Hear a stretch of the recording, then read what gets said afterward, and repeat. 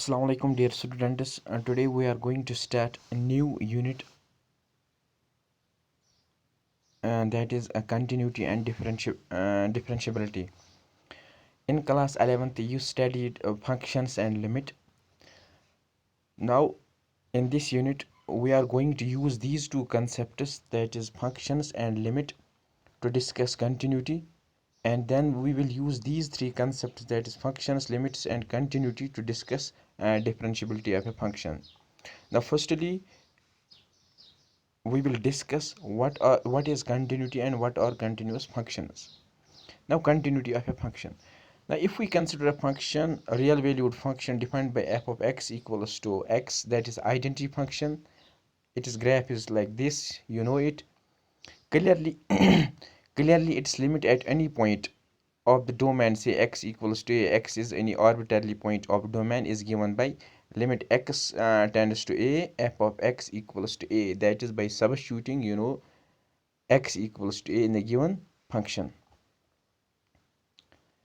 Also the value of the function at any point, and particular at this point, that is at x equals to a, where the limit is a, is given by f of a equals to a, that is simply the value of the function at this point is opened by putting the value of the value of the x or value of a given point in the given function. Here this is arbitrarily point, here a is arbitrarily point, so from first and second, from the limit and from the value of the function, we can say that the limit exists and the value of the limit equals to the value of the function at this point. Also from graph there is no break or jump in this curve, so this is example first. Now if we consider another function like f of x equals to 2, x greater or equals to 3, f of x equals to minus 2, x less than 3. So for all the points which are greater or equals to 3, f of x is defined by 2, and for all the points which are less than 3, f of x is defined by minus 2. Now clearly its graph is like this, it is 2 here, and here for all the points which are less than 3, here point we have 3. For all the points which are less than 3, the value of the function is minus 2, that is this. Clearly for all the points which are greater than 3, the value of the function is 2. So for all the points which are greater than 3, limit exists, that is if we consider x equals to a where a is greater than 3, its value or the limit equals to simply 2. Similarly, if we consider the points which are less than 3, the value of the function is minus 2. That is for all the points which are less than, for all the points say a which are less than 3, the limit exists and equals to minus 2. Now we will check whether limit exists at this critical point, that is at 3, because at 3 this is the critical point, because the function changes here the behavior. Now in order to find the limit at x equals to 3, firstly we will find its right limit. Right limit is simply limit x tends to 3 positive f of x, which is 2.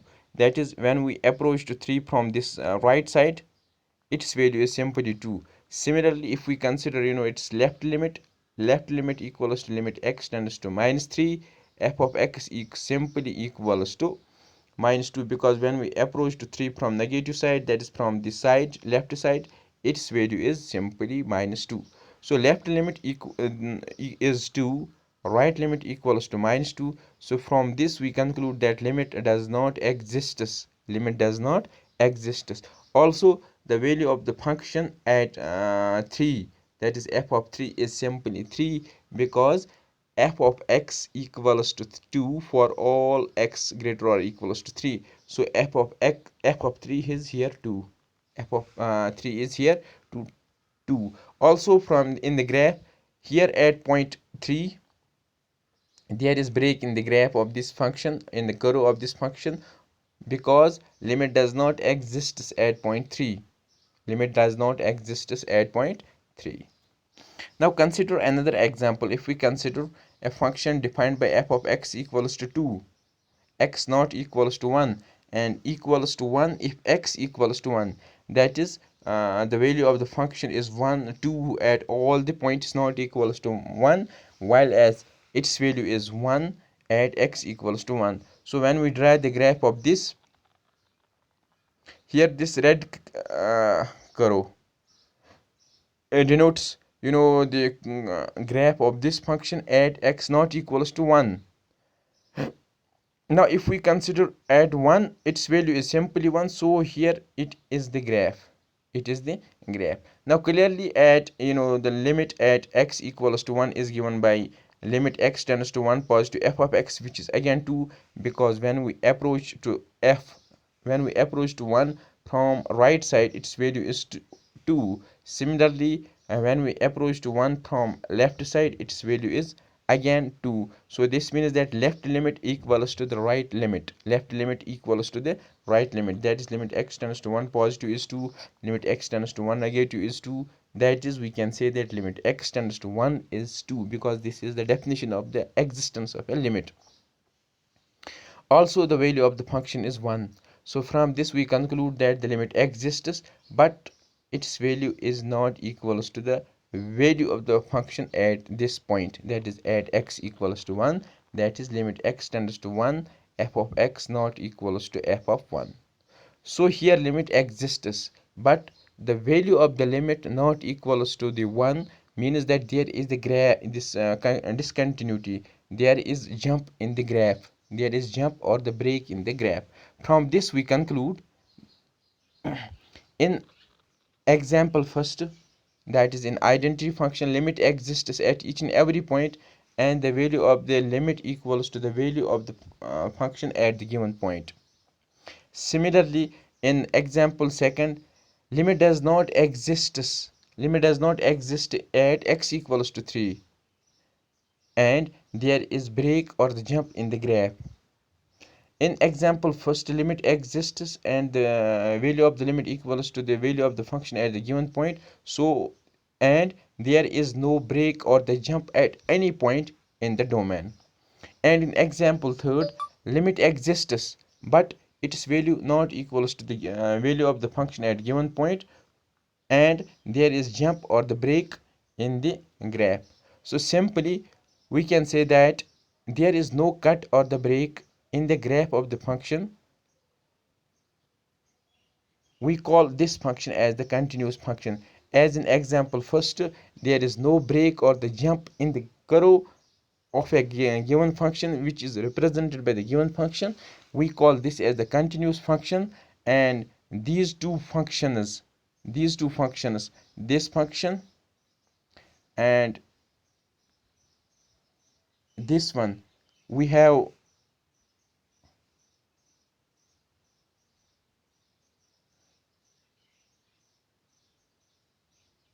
here we have jump in the graph because limit does not exist in first and in second limit exists but its value is not equals to the value of the function at the given point. So we can define in general the continuous function as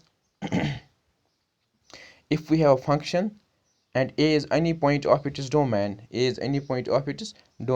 then f is said to be continuous at a at this point, because continuous is the local property. Local means we can define the continuous function at a given point, not in the domain.